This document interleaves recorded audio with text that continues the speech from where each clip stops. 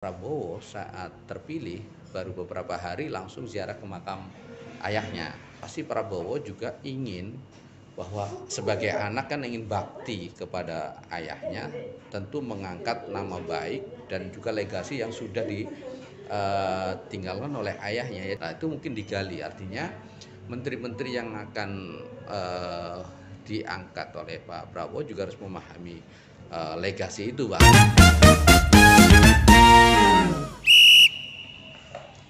Apa kabar Bung Samad Hojin?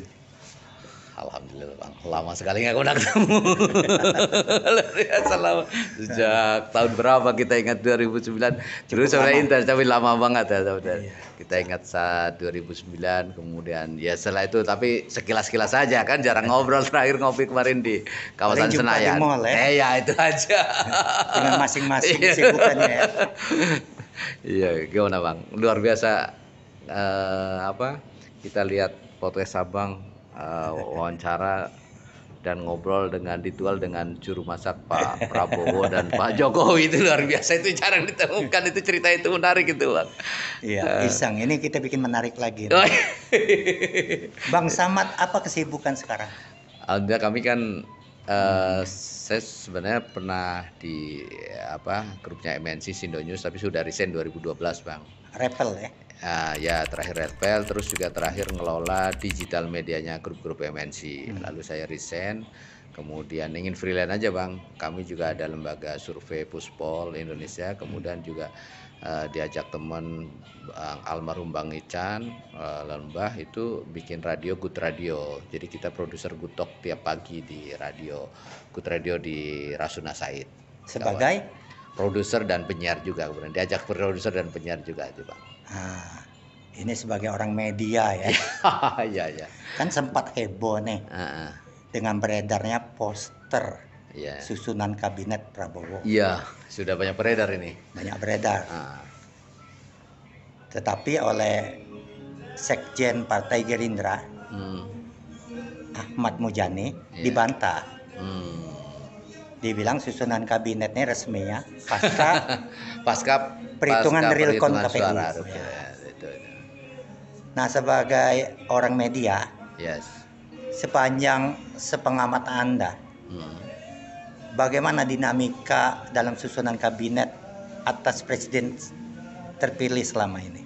Iya, kalau lihat dari susunan kabinet di era kalau kita ngeliat 2004 di era Pak SBY-JK, lalu 2009 SBY Budiono, lalu 2014 di era Pak Jokowi JK, lalu terakhir adalah Pak Jokowi Kiai Ma'ruf Amin. Kalau lihat kabinet dulu di era Pak SBY, memang kalau saya mengamati Bang Bran itu, kalau Pak SBY sangat mendengar apa yang diberitakan di media-media koran. Oh, ini calon menteri, ini calon menteri kabinet, Mensesnek, Menak, dan sebagainya. Itu sering, makanya banyak orang yang sur ketika dipublikasikan. Dan Pak SBY zaman itu sangat memperhatikan opini di media massa saat itu. Media massa saat itu ya televisi, radio, cetak, online belum tren kan. Online kan 2009 ke sini agak tren. Nah, itu kalau di era. Nah, di era Pak Jokowi itu berbeda. Pak Jokowi itu justru yang tidak diberitakan di media tiba-tiba muncul. Dulu tiba-tiba siapa nyangka Pak Jokowi ngangkat Pak Susi, Ibu Susi, Ibu Pujiastuti. Itu luar biasa. Ada Bu Retno, ada juga Pak Mensesnek, Pak Pratikno, karena saat itu adalah rektor kan, dan juga yang lain. Jadi banyak yang nggak pernah dipublish. Justru kalau yang dipublish di media, dia justru nggak terpilih sebagai kabinet. Nah, dari dua karakter di era Pak SBY dan era Pak Jokowi, nah nggak tahu nih di era Pak Prabowo nih, apakah dia yang mendengar suara media, artinya banyak yang berkepentingan ingin jadi menteri biasanya ingin ditulis profilnya di media-media massa Bang. Itu menjadi semacam pressure group lah. Nah, di era Jokowi tidak, mereka yang nggak ada timnya khusus yang datang dan manggil sebagainya, tapi nggak dipublish. Ya. Dan apalagi di era Pak Jokowi terakhir adalah banyak juga yang nggak mau diberitakan. Kenapa? Karena banyak kejadian di era Pak Jokowi kan bahkan sudah pakai baju putih, sudah menunggu pun nggak jadi dilantik. Nah, Pak Marwara termasuk kayak Pak Mahfud sendiri kan nggak jadi bakal cawapres dulu. Jadi karena itu dia trauma bang. Jadi di era Pak Jokowi banyak menteri-menteri yang misalnya bursa menteri dia nggak mau malah dibursa. Dia akan percaya sampai setelah dilantik baru dia percaya bahwa dia menteri atau jadi sepanjang dia hanya gosip, hanya pendapat orang, hanya di era Pak Jokowi. Jangan kan pendapat orang, udah pakai baju putih. Nah makanya era di baju putih baju aja sudah tetap nggak yakin kalau dirinya dan itu banyak kan, banyak dirjen, banyak mana di era bahkan sudah kendaraannya udah masuk ke Istana Merdeka misalnya, tiba-tiba ya dengan bahasa lain Pak Pratikno atau apa bilang gitu, enggak mungkin salah undangan kira-kira gitu. Itu udah menarik di era Pak Prabowo ini seperti apa bang? Itu menarik. Di zaman SBY dulu, ya bahkan dia melibatkan KPK ya. Ya. Kalau zaman Jokowi enggak. Ya. Di awal Pak Prabowo, di era Pak Jokowi yang awal 2014 yang stabilo itu 2014. Tapi saya dengar ada salah satu deputi KPK menyarankan nggak usah model cara-cara KPK kan itu otoritas presiden, ngapain pakai KPK, dan itu kan kayak semacam intervensi. Ada beberapa usulan sih, dan memang Pak Jokowi di 2014 memang pakai, tapi setelah itu nggak pakai lagi ukuran-ukuran atau menyerahkan nama-nama ke KPK dulu. Itu ada informasi yang kita baca di medsos dari yang mengklaim dari TKN nih. Ya. Derajat Wibowo. Oh ya, ekonom ya, beliau ekonom ya. Komposisi susunan kabinet Prabowo ini nanti akan ditentukan oleh Prabowo, Gibran, Jokowi, dan partai. Oke. Apakah konfigurasi susunan kabinet Prabowo ini gemuk, atau ramping, efisien?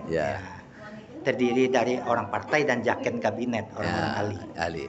Nah, kalau saya lihat kan Pak Prabowo ini orangnya kompromis ya, saya lihat itu.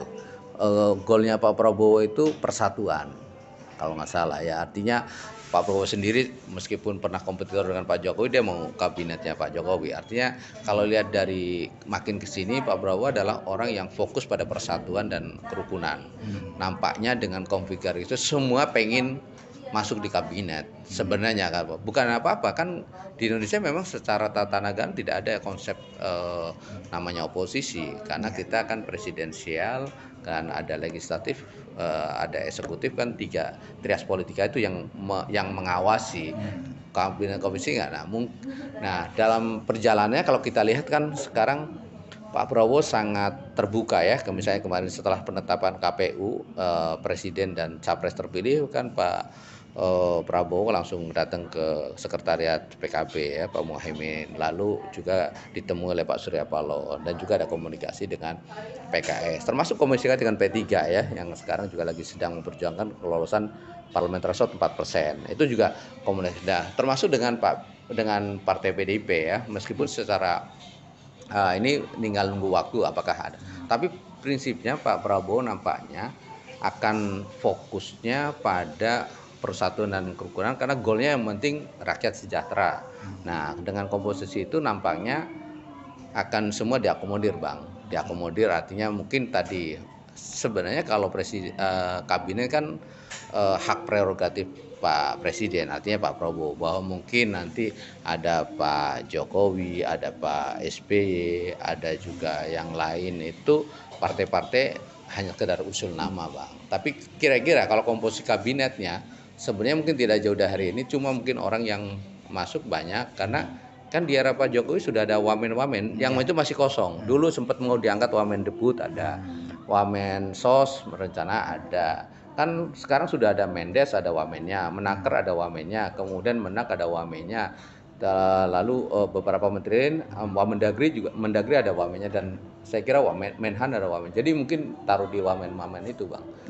Dan BUMN bahkan wamennya sempat 2, sekarang 1. Nah, sempat Pak Rosan kan sempat jadi wamen kan, selain sama Pak Kartiko mengakomodir. Saya kira mungkin goalnya ini, karena gini saya lihat bang, mungkin Pak Prabowo itu betul dia akan fokus internal, tapi dia juga akan berkiprah ke dunia internasional untuk dia bisa dengan nyaman komunikasi diplomasi dengan dunia internasional, Amerika, China, dan juga masalah pertahanan. Apalagi kita tahu sekarang krisis Iran sama Israel, ada Rusia dan Ukraina, itu kan mempengaruhi geopolitik. Nah, kalau ingin dia banyak juga atau bisa berperan di dunia internasional, kan di internal harus solid, ya kan, kabinet harus solid, partai-partai harus solid, pendukung-pendukung harus solid. Nah, nampaknya itu Bang, kalau lihat dari ini. Dan Pak Prabowo kan sebenarnya tidak ada masalah komunikasi dengan siapapun, termasuk dengan Bu Mega, karena pernah jadi wakil menterinya,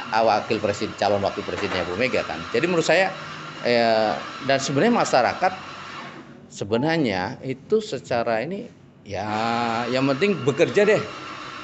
Tinggal Pak Prabowo ngasih KPI capaian-capaian seperti ini. Nah, itu mungkin yang penting goalnya. Oke. Kemenangan Prabowo dan Pilpres 2024 ini tidak terlepas dari peran anak-anak muda, Gen Z dan milenial. Bagaimana keterwakilan anak muda ini di kabinet? Ya, harus kita akui bahwa kita kan mengenal Prabowo sejak mahasiswa ya. Dulu dicitrakan mereka adalah sosok militer yang sukses, karirnya cemerlang, punya ketegasan. Makanya dulu dicitrakan Pak Prabowo 2014 adalah sosok yang tegas, militer.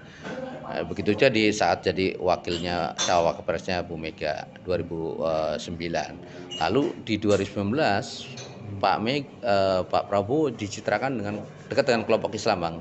Karena memang punya sejarah. Kalau kita lihat buku-buku sejarah atau yang Abang pernah cerita lah, bahwa Prabowo itu dulu kan ada ABRI, A, B, C, ada merah, ada hijau. Kemudian beliau yang memilih membantu atau dekat dengan kelompok-kelompok Islam, diimeskan makanya. Nah, ternyata itu juga gagal kan jadi. Nah, justru Pak Prabowo terpilih saat dicitrakan sebagai gemoy. Nah, ini kan lucu Bang, dan itu di luar gemoy di luar identitas atau atribut yang selama ini sudah melekat bertahun-tahun dan lama. Lah, gemoy kan hanya menjelang pemilihan aja dan dalam tempo bulan. Tapi itu yang membuat kira-kira berhasil gimmick. Kan aneh kan, mungkin sekarang sukses gimmick. Padahal dulu citra militer kan sudah dibangun karirnya dari kecil, dari Akmil dan sebagainya. Begitu juga dekat dengan kelompok Islam, diimeskan dengan mewakili politik Islam karena mungkin punya sejarah itu. Nah, itu juga gagal juga di 2019. Tapi di 2024 dicitrakan sebagai gemoy dan itu hanya terjadi beberapa bulan dia menang, sukses. Nah, artinya mungkin secara populasi memang kemarin Bang, kalau lihat data 56% itu data pemilih tetapnya itu kan usia muda 40 tahun ke bawah. Yang paling banyak juga Gen Z. Gen Z itu pemilih pertama dan sebagainya. Dan kalau lihat Bang, pemilih 40 tahun pemilih 17 tahun sampai 40 tahun ini kan dibesarkan oleh visual. Maksudnya saat kecil di TV, saat usia 5 tahun oleh handphone, dan sekarang oleh sosial media Bang. Anak-anak itu kan mereka dibesarkan bukan oleh dongeng, tapi oleh hal yang dia lihat visual, dan itu yang makanya ketika ada kampanye dalam era revolusi informatika. Ya, digital. Dan makanya kalau kita lihat anak-anak sekarang kan dia hidup bukan dari dongeng, tapi dari gambar-gambar visual. Ya kan, itu dari tadinya mungkin komik, sekarang menjadi komik kartun, sekarang menjadi video game dan sebagainya. Itu yang dibesarkan. Nah, saya rasa mungkin mesti harus ada perwakilan dari Gen Z ya, apalagi ada wapresnya ya Pak Gibran yang anak muda sudah mimpin kota Solo dan sebagainya itu. Nah, saya rasa pasti ada menteri juga yang muda menurut saya. Ada beberapa figur, ada kan Ibu Rahayu sendiri, mereka juga sangat dekat dengan itu kan dekat dengan anak muda. Anak muda ya, kegiatan sosialnya cukup tinggi. Ada Pak Budi ya, Budi Jiwandono ya kan muda juga. Ada Arief Rosid ya, Komandan Fanta. Ada juga situ yang sering sama Pak Gibran, ada Aminuddin Rauf ya kan, staf khusus Habibur Rahman masuk juga. Habibur itu juga tokoh di parlemen ya sekarang yang luar biasa juga. Jadi banyak anak-anak muda di sekitar Pak Prabowo yang bisa mewarnai. Nah, cuma mungkin poinnya gini Bang, mungkin anak-anak muda kalau kita lihat perlu belajar pada visi misi ekonomi yang dibangun oleh Pak Prabowo. Pak Prabowo ini sebenarnya memang orang militer, tapi dia juga punya kemampuan dan punya komitmen itu mau saya tanya. Ekonomi. Itu, Bang. Kita kan sudah membahas ya tentang perlunya mereka yang berwawasan geopolitik, pemimpinnya, kemudian keterwakilan anak muda, persatuan.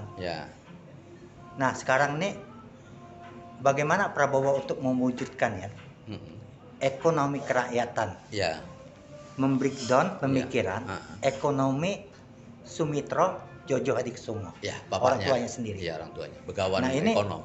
Bagaimana dia bisa mewujudkan ini? Saya rasa mungkin kita mengenal Pak Prabowo dari militer, lalu di 2000 awal-awal bikin Gerindra, beliau sebagai ketua HKTI, dan itu kampanye susu, minum susu, telur itu terus peduli petani itu kuat sekali.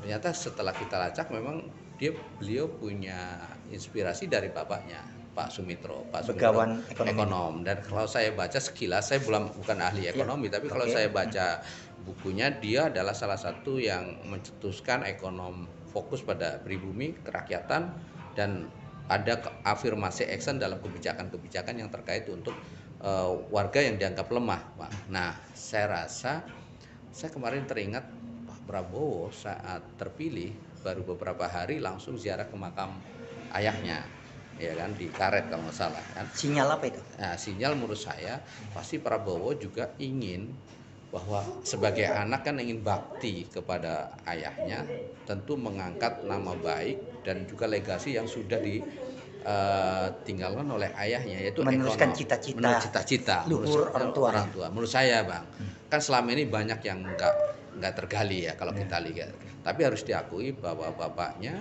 Pak Sumitro Joyo Hadikusumo adalah begawan ekonomi.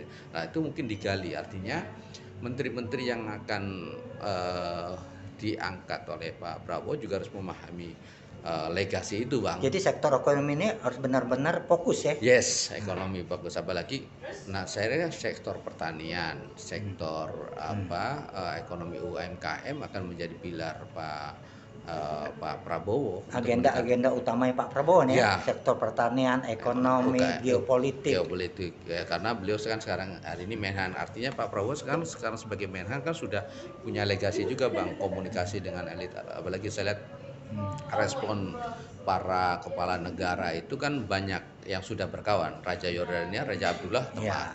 Kalau hubungan dengan kepala negara, mancanegaraan dia cukup bagus. Pak Anwar Ibrahim, PM Malaysia teman, ya kan? Kan hampir seangkatan juga kan. Begitu juga Singapura, begitu juga Australia. Saya kira Amerika, China, dia langsung diterima oleh Xi Jinping kan. Nah, Biden juga saya kira sama. Jadi Prancis, kita kan beli senjata dari Prancis juga. Mungkin termasuk adalah Erdogan, Bang, Turki. Kita perlu senjata-senjata drone dari Erdogan ya. Apalagi sekarang Erdogan kan yang memproduksi drone ini yang kuat sekarang Iran sama Turki, Bang. Kasus perang Rusia Ukraina dan Iran Israel kemarin itu drone Israel dan drone Iran. Drone Iran dan drone-nya Turki. Nah, saya kira Pak Prabowo pasti ingin Menteri Menhannya juga punya visi melanjutkan itu, Bang. Nampaknya itu. Nah, Pak Sumitro ini pernah menjadi menterinya era Bung Karno ya? Era Bung Karno, dan kemudian ditarik lagi Menteri Perdagangan kalau nggak salah ya di era Pak Harto kalau nggak salah ya. Pencetus politik ekonomi Banteng ya? Ya, benteng bukan banteng, Bang. Ekonomi benteng ya. Saya baca itu ekonomi agar benteng. Ekonomi pribumi terlindungi. Jadi kebijakannya jadi. Nah, mungkin bisa diaktualisasikan lagi ekonomi benteng yang di era saat ini apa? Tentu mungkin adalah kalau kita lihat pesannya ekonomi benteng itu adalah bagaimana bisa kebijakan-kebijakan itu yang pro masyarakat kecil, masyarakat yang mungkin terpinggirkan, kurang akses. Nah, cuma mungkin kan sekarang kan beda. Sekarang kan ekonomi digital. Nah, ekonomi digital kan sekarang juga dikuasai banyak orang yang itu di luar negeri, Bang, bukan di dalam negeri. Kita hanya user aja. Nah, mungkin bisa diaktualisasikan dalam jadi pelaku usaha ekonomi kecil nih dapat dilindungi ya, diproteksi bagaimana? Ya. Artinya mungkin kita bisa belajar dari ekonomi bentengnya Pak Sumitro, kemudian dengan diaktualisasikan dalam kekinian. Saya kira kan ilmu ekonomi kan berkembang karena pasar juga berubah, teknologi apalagi sekarang udah berubah. Saya kira itu mungkin perlu dicermati, Bang. Jadi siapapun butuh membaca tata ulang lagi soal ekonomi benteng legasi ayahandanya gitu. Dengan komposisi sharing kabinet ini, belajar dari kemarin, di mana pertarungan pilpres dari internal ini timbul kan gejolak. Biasa sebelumnya itu kan jelas kompetisinya pemerintah, incumbent dengan non incumbent. Kemarin internal semua. Nah, nanti untuk mencegah agar tidak timbul gesekan seperti yang Pilpres 2024 ini bagaimana? Ya, saya kira kalau prinsipnya kan untuk awal-awal nampaknya hampir semua kan fokus pada membangun ya, karena sekarang kan untuk jadi menteri kan semua perwakilan partai menterinya juga harus bekerja bagus, Bang. Karena sekarang untuk menguji seberapa sukses dia sebagai menteri atau sebagai kepala daerah. Kan banyak sekarang hampir semua calon presiden dan calon wakil kemarin kan dari bawah, bukan dari bawah, mungkin dari kerja yang lain, apakah dia sebagai gubernur, sebagai kepala negara, atau dia sebagai kabinet. Pak Prabowo mungkin sukses dalam sebagai Menhan, sebagai kabinet, dan masyarakat makin ke situ. Jadi saya kira misalnya menteri perwakilan partai, dia ingin menunjukkan kerjanya Bang, agar dia juga bermanfaat dan berdampak elektoral bagi partainya dan bagi yang lain. Saya kira nggak bisa sekarang kalau menterinya misalnya tidak bagus lalu diresapel, diganti. Itu kan memang hak prerogatif presiden, dan maksud saya menteri-menteri yang meskipun perwakilan parpol, dia ingin menunjukkan kinerjanya juga, Bang, karena masyarakat sudah semakin cerdas, dia akan menilai bahwa apakah ini menteri yang bisa bekerja atau hanya sekedar perwakilan partai aja. Kan beberapa menteri perdagangan di era Pak Jokowi kan diganti, sebelumnya katanya ada perwakilan PKB ya, Menteri Perdagangan, lalu diganti Pak Lutfi, ganti lagi Zulkifli, ya kan? Itu kasus Menteri Perdagangan misalnya, kan perwakilan partai, ada perwakilan profesional. Jadi menurut kita masyarakat ini sekarang sudah semakin terbuka, semakin cerdas, bisa menilai. Saya rasa kalau dia misalnya perwakilan partai, dia hanya ongkang-ongkang dan tidak mau bekerja keras, itu juga akan diprotes oleh masyarakat. Tapi kalau dia bukan perwakilan partai tapi punya kinerja bagus, juga akan didukung masyarakat mungkin. Poinnya itu sih, Bang, kalau menurut saya. Jadi kalau hitungan-hitungan lama memang gemuk dan sebagainya, tapi seiring masyarakat sekarang dia hanya mau dapat, yang penting dia bekerja keras untuk kita. Sepanjang dia bekerja keras kita dukung, kalau tidak ya kita dukung. Yes, itu rata-rata begitu, Bang. Karena banyak anak-anak muda sekarang simple, dia nggak mau repot-repot, apalagi ibaratnya anak-anak sekarang kan istilahnya dia nggak mau overthinking lah, direpotin macam-macam. Yang penting kalau dia jadi kabinet menteri ya sudah, kerja yang benar sudah untuk masyarakat dan sebagainya. Tapi kalau dia merugi kan dia akan teriak, karena ada tool sosial media dan sebagainya kan ditrendingin, Bang. Itu kan begitu rata-rata. Sudah terbuka. Apalagi sekarang misalnya hampir semua orang punya channel, punya kanal untuk menyampaikan pendapatnya melalui sosial media. Jadi kalau dia nggak suka dengan pelayanan, sudah langsung aja posting, dan itu terjadi. Dan viral. Iya. Nah, saya rasa Pak Prabowo mungkin memberikan kesempatan kepada partai-partai pendukung semuanya, bahwa nanti rakyatlah yang memberikan kinerja. Nah, itu poinnya. Nah, tinggal sekarang Pak Prabowo mungkin akan menyusunnya seperti apa polanya, Bang. Karena menurut saya ini kan di era Pak Jokowi kan menteri-menteri misalnya kayak Menlu, kan dia udah 2 periode. Nah, Pak Prabowo ingin seperti apa profil menterinya. Lalu juga ada Menteri Keuangan. Ini kan Bu Sri sudah sejak zaman SBY, lalu ditarik lagi di era Jokowi. Saya kira udah cukup lama. Nampaknya nggak lagi bergantian lagi. Nah, itu profilnya seperti apa. Kemudian sekali berdia ya, lalu Menhannya, Bang, Menhannya mungkin sama, lalu Menko Polhukam, itu juga penting. Yang paling penting adalah tim inti dari inti tadi, Seskap atau Mensesnek, Bang. Nah, itu gimana? Kalau kita baca nih, kalau di era SBY kan orang yang paling dipercaya Pak SBY dulu Seskap, Menseskap, Pak Sudi Silalahi. segala urusan dulu Pak Sudidayahi kan. Seskap dulu kan. Walaupun ada Sesneknya. Ada Sesneknya, Yusril atau siapa itu kan. Tapi Seskap. Lah di era Pak Jokowi yang muncul Mensesnek kan, Pak Pratikno. Semua yang nangani hal termasuk komunikasi memanggil menteri itu Mensesnek Pak Pratikno. Nah, atau nih Bang kalau di Pak Prabowo siapa yang paling dekat dalam dipercaya? Apakah Pak Dasko misalnya Bang?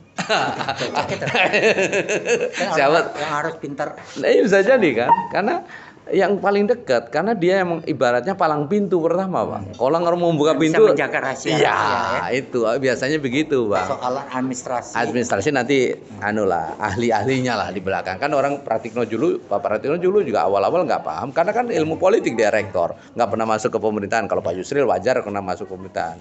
Tadinya belajar, tinggal pakar hukum tata negara 5 menit langsung jadi. Siapa tahu Bang Pak Dasko Mensesnek kan, karena beliau yang selama ini dipercaya dan sukses kan. Pak Dasko kan panglima perangnya lah kira-kira begitu. Komunikasinya bagus, semua komunikasinya. Nah, figur Mensesnek kan yang bisa berkomunikasi dengan semua banyak orang Bang. Dan sekarang Pak Dasko lah, Pak Sufri Dasko itu yang bisa komunikasi dengan banyak yang saya dengar kan. Hampir semua ya itu urusan Pak Dasko lah komunikasi, dan itu orang nyaman. Tapi, yang penting nyaman komunikasi dengan Pak Dasko. Seperti ini bukan tergantung Pak Prabowo memilih atau tidak, Pak Dasko mau atau tidak. Nah, kalau itu nggak perlu ditanyakan nanti Bang mau nggak, tapi penting karena menurut saya Mensesnek itu yang menjaga semuanya, yang orkestrasi. Nah, tinggal yang dibilang Pak Presiden ini boleh, ini yang harus diterima, ini masuk. Kan Mensesnek Bang, itu penting itu. Tinggal timnya aja tim Mensesnek. Itu bisa disebut the dream team. Indonesia emas. Iya. Mungkin itu Bang. Mudah-mudahan ya saya lihat itu. Tapi sejauh ini sih Pak Prabowo pasti harus menyusun tim dia ya, itu yang mengelilingi, karena itu bagaimanapun kan orang soal kenyamanan, kenyamanan, ya banyak keamanan dan sebagainya. Saya nggak tahu. Sinkronisasi. Sekarang yang mengawal kalau di Menhan siapa Pak? Pak Safri masih ya Pak Safri mungkin ya. Beliau kan sudah berteman dari ring satu ya. Bisa jadi ya Pak Safri kan udah senior, dia tim juga dan komunikasinya bagus. Peta. Ya di geopolitik mungkin Pak Safri ya, dia punya pemahaman. Ada Pak siapa lagi ya dulu suruh bicara Pak Prabowo 2019. Kalau di BIN siapa tuh? Nah, BIN ya. Nah, ini yang sampai katanya Dudung. Oh ya Pak Kasat ya. Mantan Kasat. Saya dengar begitu Pak Dudung Abdurrahman, dia kedekatan. Bisa jadi Bang, Pak Dudung Abdurrahman BIN ya, kepala BIN lagi. Sebagai mata dan telinganya Presiden. Yes, itu sekarang itu menjadi jabatan yang strategis juga karena kan sudah lobby dia. Dengan intelijen silaturahmi bertemu Prabowo. ya wajar sih. Ya, dan beliau kan mendukung juga kan kemarin ya, setelah nggak jadi Kasat langsung setelah pensiun ya. Setelah pensiun dukung Pak Prabowo. Bisa jadi dia kepala BIN ya kan. Bisa jadi yang penting juga mungkin Menhan sudah, mungkin Menkumham Bang, penting juga. Nggak tahu pakar hukumnya atau kemana? Banyak ya. Pak Yusril ini, Pak Yusril pernah Menkumham kan, siapa tahu beliau. Kalau bisa yang muda-muda aja, Habibur Rahman. Pak Habibur Rahman Menkumhamnya cocok. Beliau udah doktor hukum kan, S1, S2 UI kan, hukumnya UI kan, doktor kan, udah hukum. Clean. Nah, beliau juga luar biasa. Disiplin ya. Nah itu dan Pak Habib kan sudah teruji di Wakil Ketua Komisi 3. Biasanya kan Menkumham berusaha. Sudah sering wawancara di saya sering beberapa kali wawancara dengan Bang Habib ya di Good Radio. Itu enak, dan meskipun saya pagi-pagi jam 7 saya telepon sudah aktif kan. Padahal biasanya belum, bangunnya mungkin siang atau apa, Bang Habib jam tengah 7 udah aktif. Saya beberapa kali kita belum bangun ya. Siapa tahu Pak Habib Menkumham kan, siapa tahu nyangka beliau kan punya kapasitas, punya pengalaman juga. Semuanya tergantung di Lau Mahfud. Ya. Dan tanda tangannya Pak Prabowo. Ya, benar itu. Baik, Bang Samad ya. Oke, makasih Pak. Terima kasih atas masukan dan info yang brilian ini. Iya, terima kasih. Dari suhu guru media. Bang Camat Wajin.